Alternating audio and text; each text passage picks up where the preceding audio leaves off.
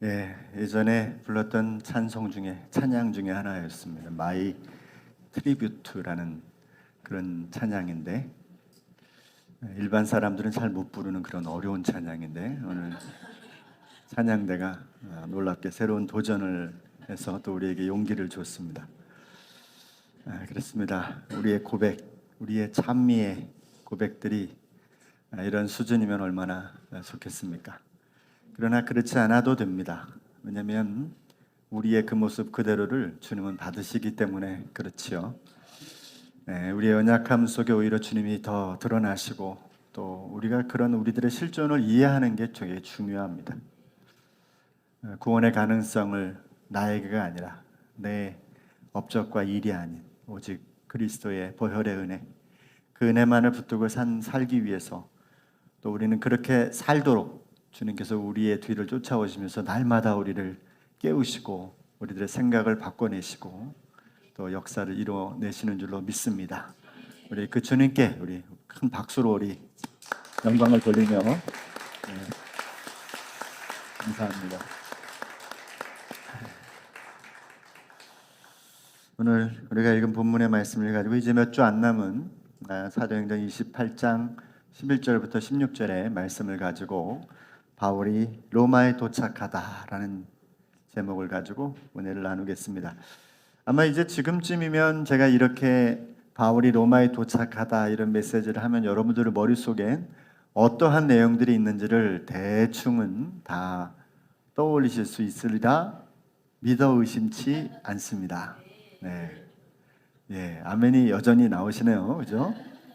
왜냐하면 이제 마을마다 계속 본문을 올리고 또 그 본문에 대해서 다 해서 어느 순간에는 이제 저 양반이 어떻게 설교하나 보자 이럴 때도 오지 않을까 생각이 됩니다. 너무 좋습니다. 왜냐하면 여러분들이 바라본 주님의 은혜가 결코 저와 다르지 않음을 확인하게 될 거니까. 그래서 저는 굉장히 기쁘고 또 매를 맞는 심정으로 이곳에 섭니다.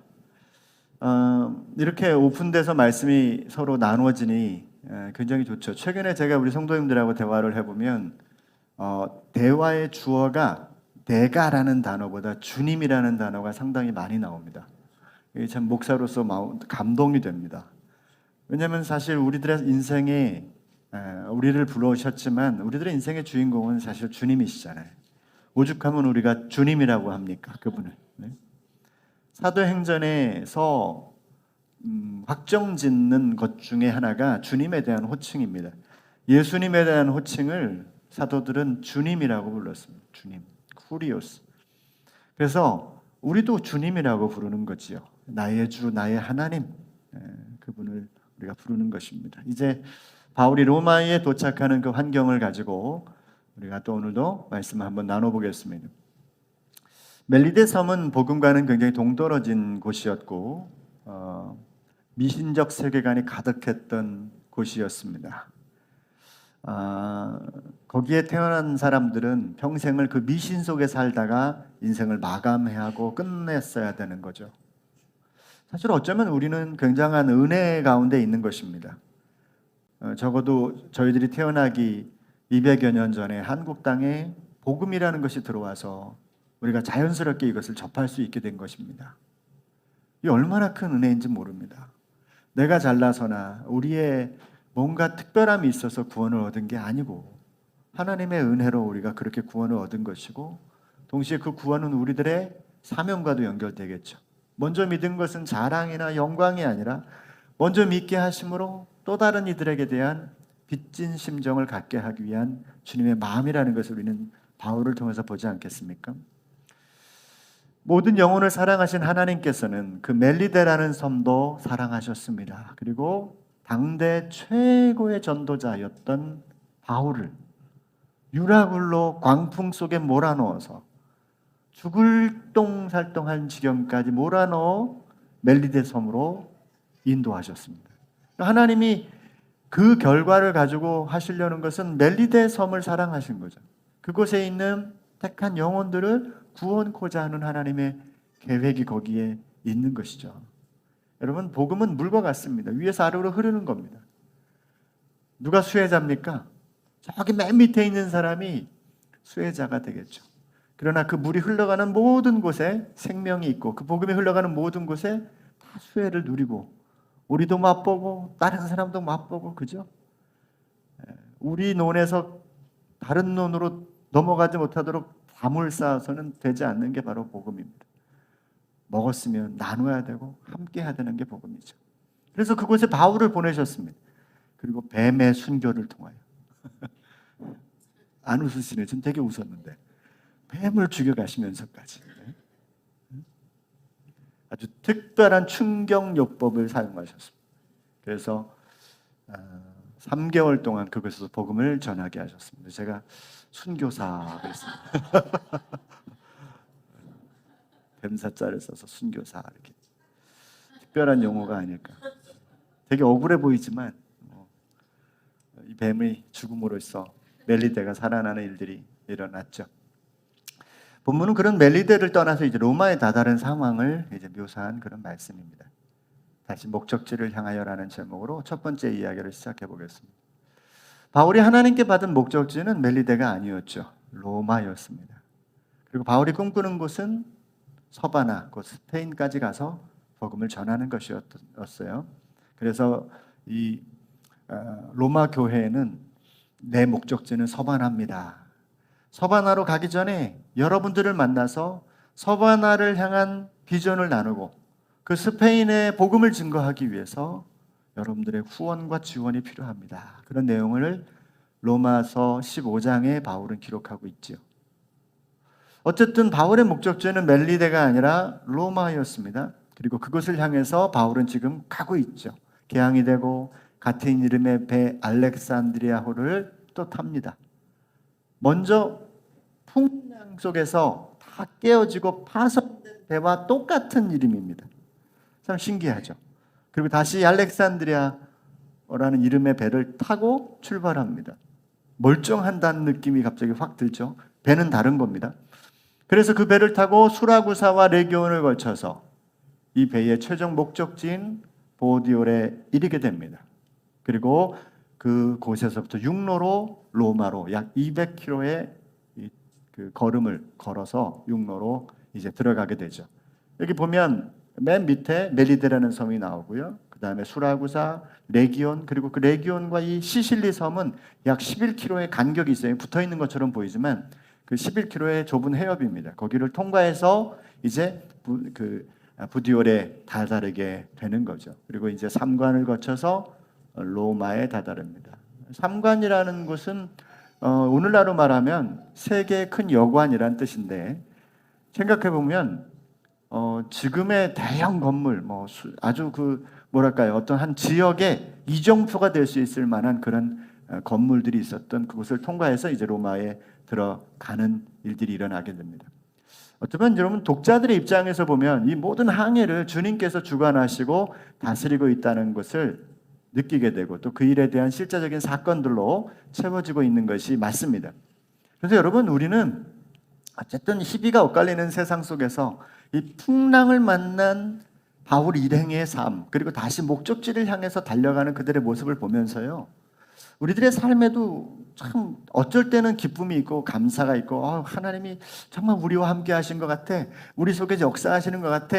이번 일도 하나님께서 이루셨어. 그런 생각을 하지만 어떤 때가 오면 하나님은 간대없고 온갖 어려운 환경만 내 삶에 남아서 내 목을 꽉 붙잡고 숨도 못 쉬게 만드는 때도 굉장히 많이 있단 말이죠. 그러나 여러분 이게 한 번, 두 번 경험을 하면서 우리가 이 경험을 잊지 않아야 되는 것은 뭐냐면 그런 희비가 엇갈리는 상황 속에서도 우리 인생의 모든 여정을 주님이 키를 잡고 계신다. 그래요. 내가 죽겠습니다. 내가 죽지만 주님의 아들이 주님의 종이 죽습니다. 그런 마음으로 오히려 버티고 견뎌야 될 마음이 우리에게 필요합니다. 여러분 이런 것을 몇 번 겪고 이 사이클링을 바라보면요, 여러분이 어떤 상황이 되면 또 하나님이 또 한 번의 길을 여시는가 보다, 또 한 번의 계획을 여시는가 보다 하는 생각으로 마음을 전환할 수 있는 지혜가 생깁니다. 어떤 상황이 와도 여러분 우리의 인생의 길을 나의 주님이 잡고 계신다는 사실을 놓지 마시기 바랍니다. 사단이 계속 그때마다 우리를 속이거든요. 야, 네가 잘못한 것 때문에 넌 지금 벌 받는 거야. 아닙니다. 우리가 실수한 환경들 때문에 그런 일들이 처할 수는 있어도 결코 주님의 손은 우리를 놓지 않으신다는 사실이잖아요. 28장 11절을 보세요. 같이 한번 읽어봐요. 시작. 석 달 후에 그 섬에서 과동한 알렉산드리아 배를 우리가 타고 떠나니 그 배의 기호는 디오스그로라. 그 배의 기호가 디오스그로라는 말은 뭐냐면 예전에 배들은 맨 앞쪽에 이렇게 마치 옛날 우리 건물에 임금이 있는 곳은 용마루라는 게 있지 않습니까? 용의 그 모습으로 이렇게 해놓고 거기에 뭐 온갖 잡동사니를 달아놓은 그런 이렇게 건물에 처마같이 큰 게 있잖아요. 그런 것처럼 배 앞에 그런 상을 조각해서 기호를 삼은 거예요. 그 배를 보면 무엇이 조각되어 있느냐에 따라서 그 배가 어떤 배인지 또 그 배를 구분할 수 있는 그것을 삼았다 그래요. 근데 이 배가 기호가 디오스구로라 이렇게 표현을 하고 있어요. 근데 이 디오스구로라는 말은 원래는 이 쌍둥이 형제라는 그런 뜻이라고 해요. 근데 이 쌍둥이 형제라는 의미가 뭐냐면 제우스와 레다 사이에 태어난 이 카스토르와 폴룩스라고 하는 이 두 형제인데요. 이 두 형제가 이 소위 말하면 그들이 숭배하고 믿는 이 별자리가 되었습니다. 그게 뭐냐면 이제 제민이라는 별자리인데 이게 자기들의 인생, 자기들의 항해를 지켜줄 수호신으로 여기고 있었다는 거죠. 그래서 이 배도 맨 앞에 디오스구로라는 표시를 딱 하고 있다는 것은 우리의 항해 속에 이 제미니 형제들, 이 쌍둥이 형제들, 그들이 우리를 지켜줄 것이다. 이 항해 속에서, 이 거친 바닥 속에서 우리를 보호해 줄 거다 라고 하는 의미로 거기다가 그 상을 만들어 놨다는 거예요. 근데 여러분 가만히 보세요. 이 모든 글을 읽으면서 그 기호를 뜩 지나갈 때 여러분은 어떤 마음이 듭니까? 그냥 이런 생각 아닙니까? 이런 생각 안 듭니까? 저는 그런 생각이 들더라고요. 이런 생각이 들더라고. 왜? 디오스구로가 그들을 지킨 게 아니거든요. 주님이 그들을 지키셨고 그들을 이끄셨다는 거죠. 인생의 삶에 여러 가지 우리들의 삶에 기대고 의지할 게 많이 있죠. 재물에도 의지하고 사람들에게도 의지하고 권력에도 의지하고. 네? 여러분 기업들도요. 한참을 올라가다 커지다 보면 결국 어느 문턱을 만나는지 아십니까? 정치라는 문턱을 만난대요. 정치. 그러니까 그 높은 언덕 속에 마지막 그 정치 권력과 연결되고 야합되지 않으면 한 방에도 날아가 버린다는 거예요. 무서운 거죠.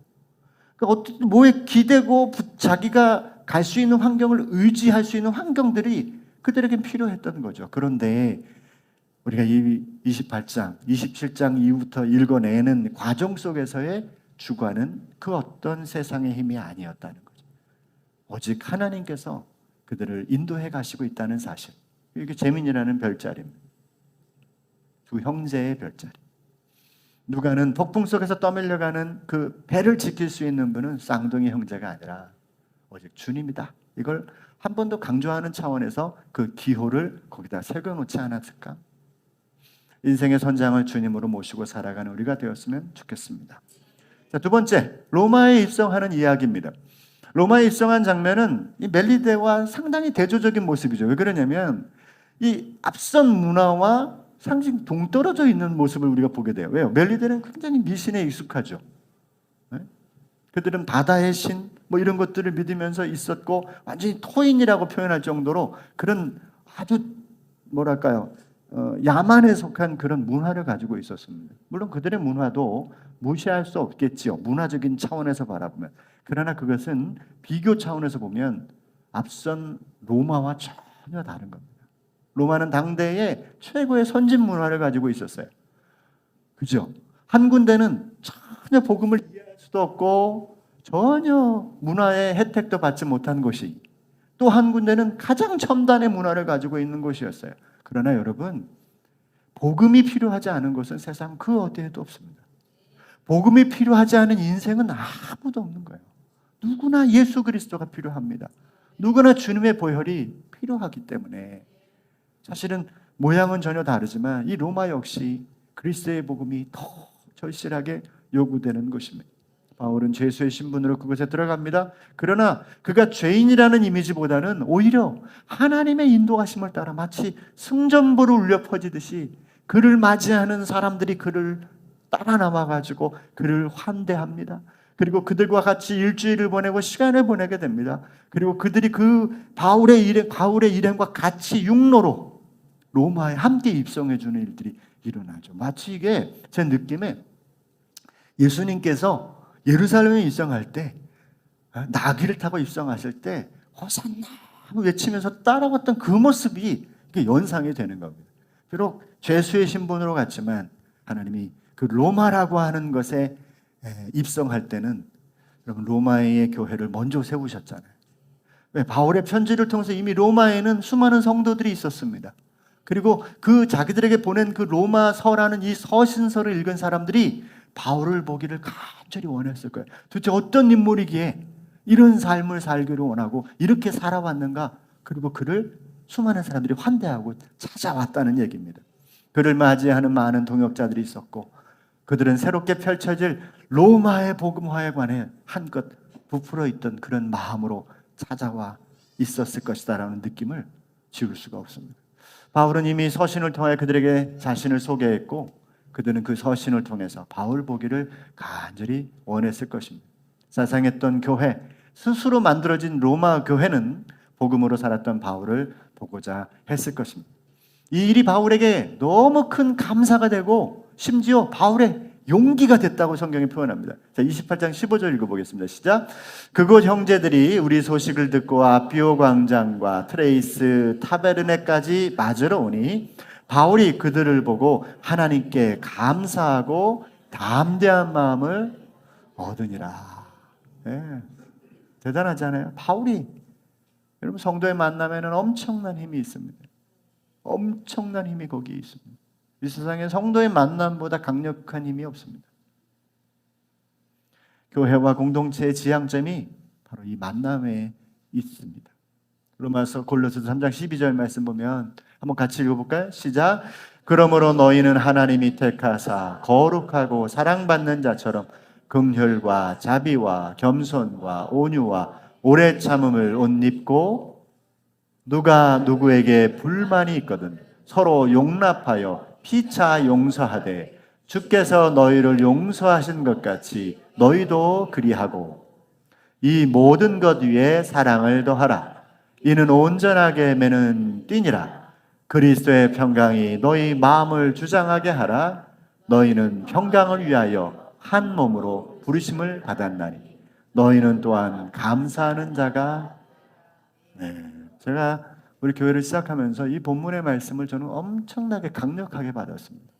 저는 어렸을 때부터 한 4-5 교회를 지나왔어요. 그런데 그 4-5 교회를 돌아갈 교회가 없습니다. 다 없어져가지고.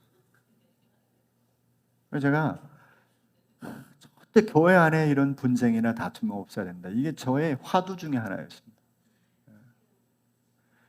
교회가 시작될 때 저는 이 로마 골로새서 3장 15절 16절 말씀을 아주 강력하게 받았습니다. 그런 공동체, 특별히 여기 평강을 위하여 한 몸으로 부르심을 받았다. 이 한 몸이 뭘까요? 공동체입니다. 공동체. 그리스도 안에, 예수 그리스도 안에서의 공동체. 물론 우리의 공동체가 이것과 일치할 수는 없을 수도 있습니다. 그러나 이건 우리들의 지향점의 1순위가 돼야 됩니다.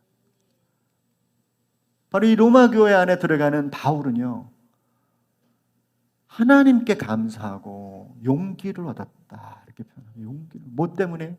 그를 기다리고 그와 함께 만남을 갖고 그를 인도하는 그 동역자들을 만나면서 용기를 얻었다. 서로를 이렇게 세우고 격려하며 위로하는 교회로 세워갔으면 좋겠습니다. 여러분, 세상에서 다 실패해도 교회 오면 용기를 얻는 교회가 돼야 됩니다.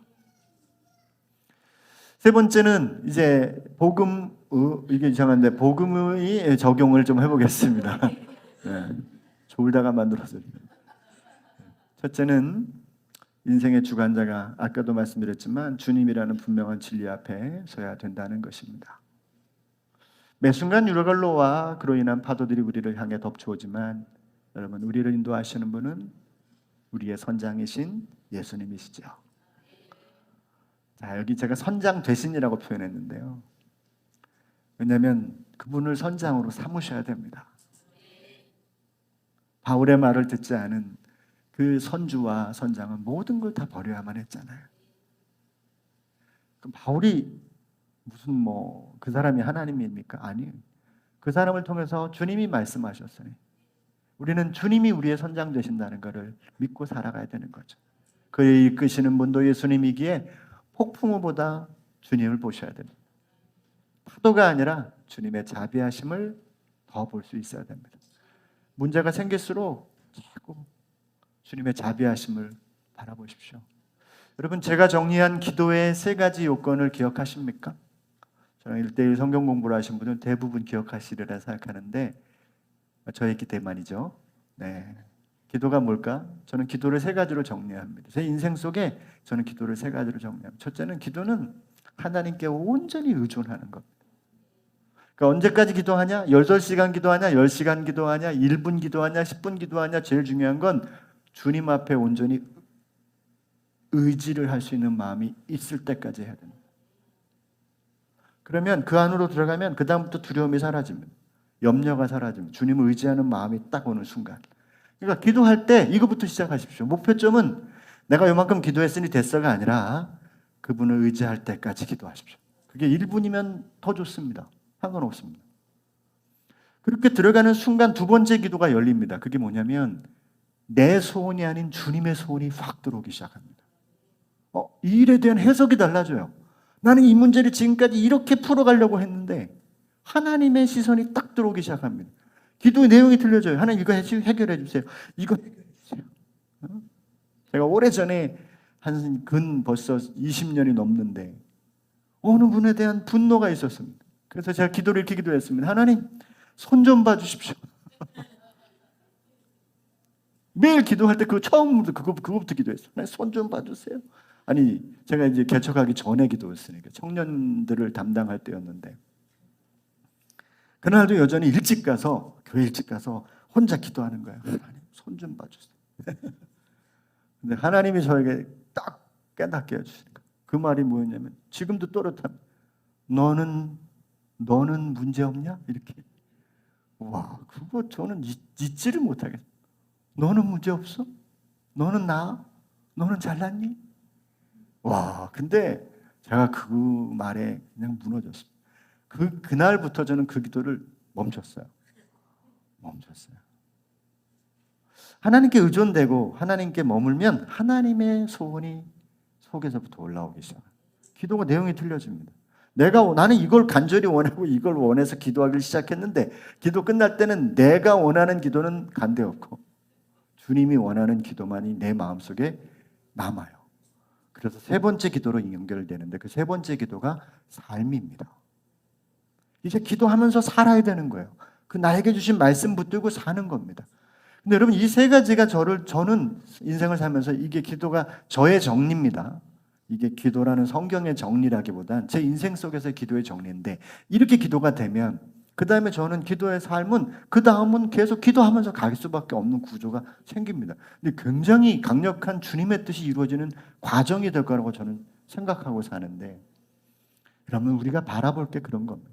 주님이 나를 이끌어 가실 수 있도록 그게 온전할 수 없음을 저도 알고 또 여러분도 압니다. 그러나 적어도 우리들의 지향점은 거기에 서 있어야 된다는 거죠.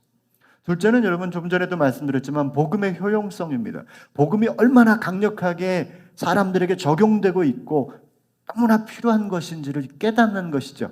여러분 사업의 절대적인 필요 요소들이 그렇다고 얘기해요. 정말 사람들이 뭘 필요로 하는지를 찾아서 그걸 팔면 된대. 그 사업을 하면 된대요. 또 하나 그것을 하기 위해서 회사가 신뢰를 갖고 또 그 물건을 파는 사람의 신뢰를 가지면 된다는 거예요. 근데 여러분 이게 복음과 뭔 차이가 있겠어요? 복음도 똑같습니다. 모든 사람에게 필요합니다. 그런데 그러기 위해서 성도가 이 세상으로부터 신뢰를 얻어가야 돼요. 예수 믿는 사람들이 그렇다면 그냥 다 믿어야 됩니다. 그런데 그렇게 안 믿게 오늘 만들어져 있지 않습니까? 복음의 능력이 무엇인지를 세상에 보이기 위해서 교회는 먼저 복음으로 맛을 봐야 돼요. 복음으로 행복해야 됩니다. 복음을 경험해야 되고 복음으로 살기에 충분한 환경을 만들어 가야 됩니다.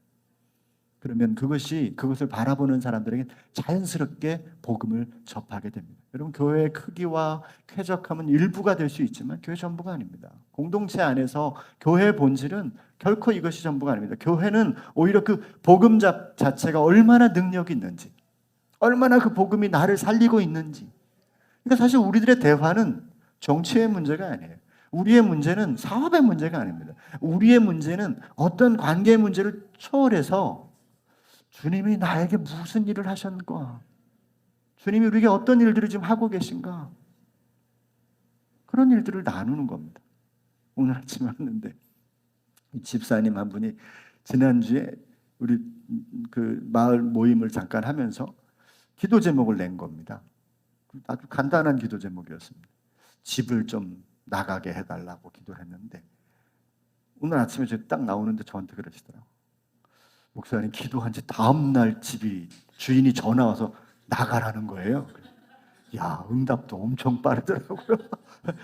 여러분, 거기에 집 나간 얘기를 제가 지금 하는 겁니까? 아니죠. 주님이 뭔가를 하셨다는 얘기죠. 주님이 뭔가를 지금 하고 있음을 깨닫고 사는 것이 얼마나 기쁨인지 몰라요. 한번 해보세요. 정말인지 아닌지. 정말 하나님이 이 일들을 우리가 깨닫게 해주시는 거죠. 그러면 그렇게 깨닫고 누리면 복음은 그냥 전이 되는 거예요. 전이 되는 거. 우리 교회의 그 7가지의 방향성 중에 하나가 임파트 가스펠이에요. 복음이 전이 되는 겁니다. 전도하는 게 아니에요. 복음을 전이시켜라. 내가 이렇게 살면 전이 되는 겁니다. 네. 전달하려면 얼마나 힘들어요. 말해야 되지, 떠들어야 되지, 뭐 설명해야 되지. 전이 되는 건 쉬워요. 아, 저렇게 사는구나. 그들이 알아서 봐요. 알아서. 전이하는 교회, 복음을 전이하는 교회. 세 번째는 성도의 관계의 중요성을 더 마음속에 생각하자는 겁니다. 용기와 힘을 주는 교회가 되자는 거예요. 바울과 같은 사역자도 여러분 로마 교회 성도들을 보면서 용기와 담력을 얻었다. 감사하게 됐다. 이것을 포기하면 복음도 포기하는 것과 같아요. 이걸 붙잡으면 복음이 승리가 일어납니다. 그래서 그 교회 가면 여러분 제가 요새 보면 그래요. 왜 사람들이 이단에 빠지는 줄 아세요? 제가 얼마 전에도 우리 집사님이 저한테 소개해서 한 분을 만났는데 이분은 하나님의 교회가 눈독 들이고 있었던 성도입니다. 근데 우리 열심히 교회 생활하다가 어느 순간에 교회를 잠깐 주저하는 순간에 하나님의 교회가 접근했습니다. 근데 이 사람들이 얼마나 잘해주냐면 무슨 결혼식에 오면 다 조직적으로 다 와요. 네? 와. 그리고 토요일마다 전화합니다. 하나님 어머니가 기다리고 계십니다. 어머니 사랑이 그리운 사람은 그 말에 훅 빨려갑니다. 어머니 만나러 교회 가야지 이렇게 되는 겁니다. 아버지한테는 온갖 상처 어렸을 때부터 들이 맞고 그랬는데 교회는 하나님 아버지께는 화가 나는 거지. 근데 그 어머니 사랑을 그리워하지 않는 대한민국의 사람이 어디 있어요? 다 어머니 사랑밖에 없지. 아버지는 간대 없고, 그죠? 응?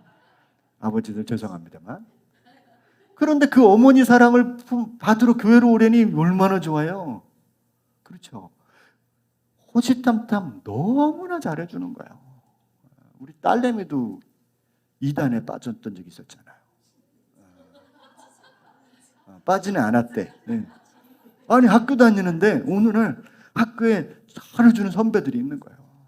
뭐 음악하니까 무슨 줄리아드 음대 학생이 와가지고 막 가르쳐주고 말이에요.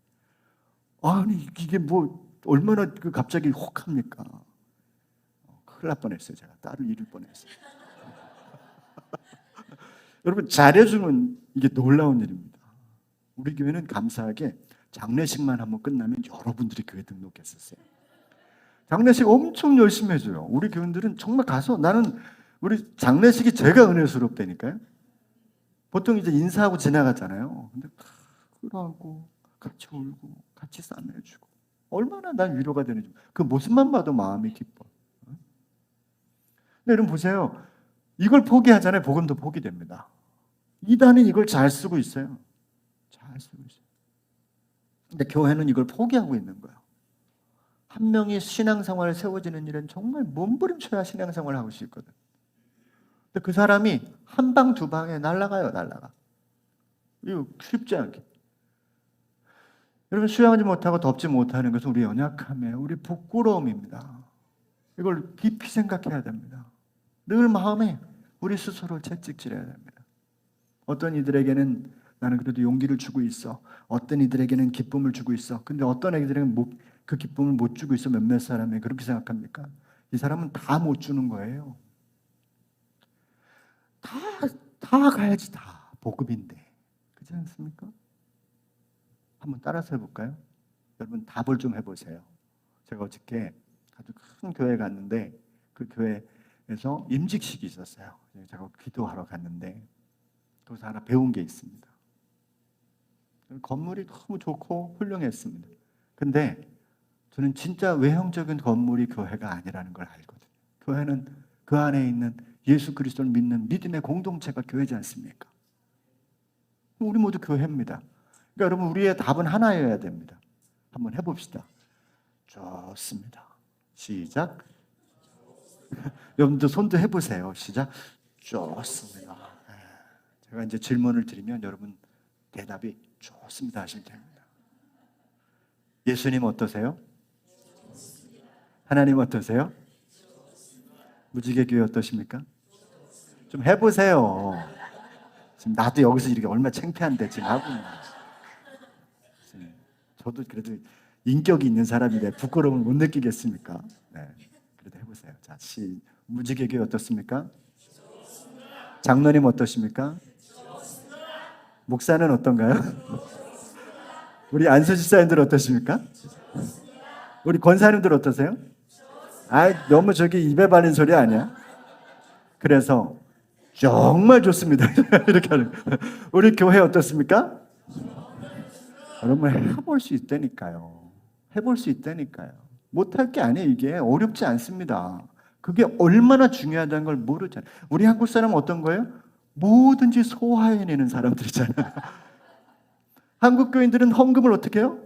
대리빚을 해가지고 헌금하는 거고, 이 정신이 있잖아요. 한 1년 내내 한 번도 안 빠지다가도 한 번 빠지면 어떻게 해요?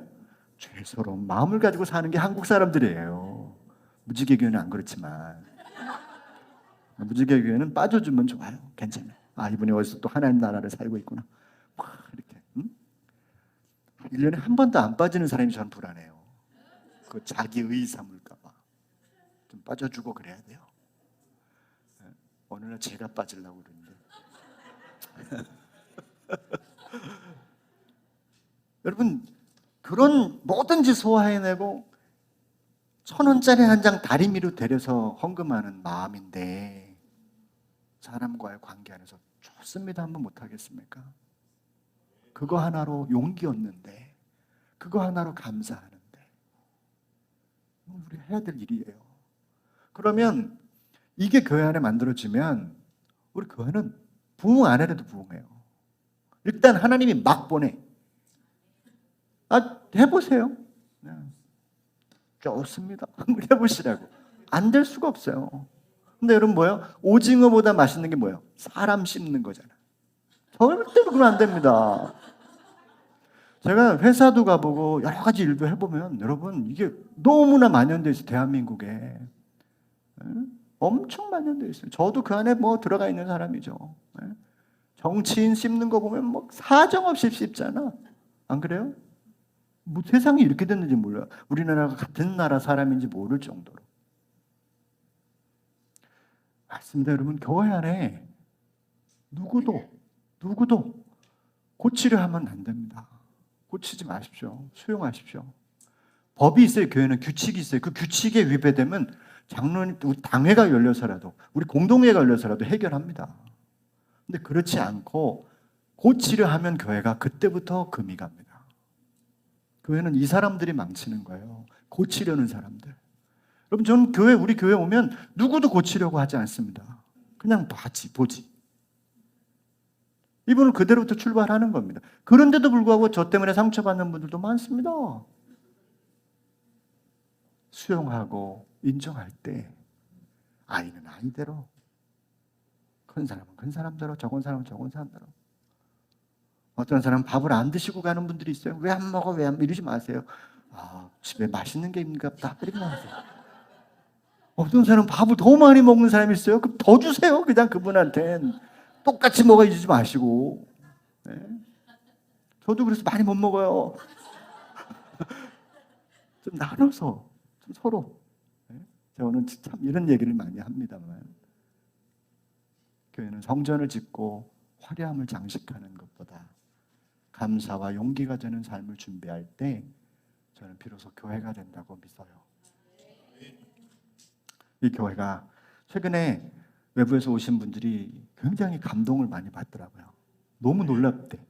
밥 먹고 나면요, 뭐 어디서 나타나는데 집사람들이 와가지고 슉슉 따라. 이분들이 뭐 손발이 길어가지고 이런 분들이 막 이렇게 슉슉 닦으니까. 그리고 끝나고 나면 어디서 나타난 청소기 들고 막 청소하고. 교회가 요새 되게 이상한. 네? 그런데 그 모습에 너무 감동이라는 거예요. 음식 나누시는 분들의 얼굴에 그림자가 없어요. 누구나. 그게 여러분, 우리는 그것을 준비하면 교회가 세워지는 거예요. 열심히 나가서 복음 전하고 교회 틀 갖추고 필요 없어요. 이것만 하면 교회는 일취월장부흥하고 성장합니다. 주님을 선장으로 모시고 복음의 효용성을 갖추고 관계 회복을 위해 온 힘을 다해서 세워간다면 복음이 승리합니다. 기도하겠습니다. 주님,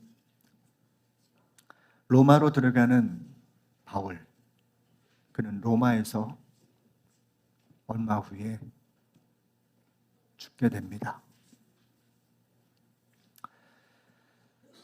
마지막 사지로 들어간 그곳이었지만 그곳에 바울을 기다렸던 사람들로 인해서 바울은 용기를 얻었고 하나님께 감사를 드렸습니다.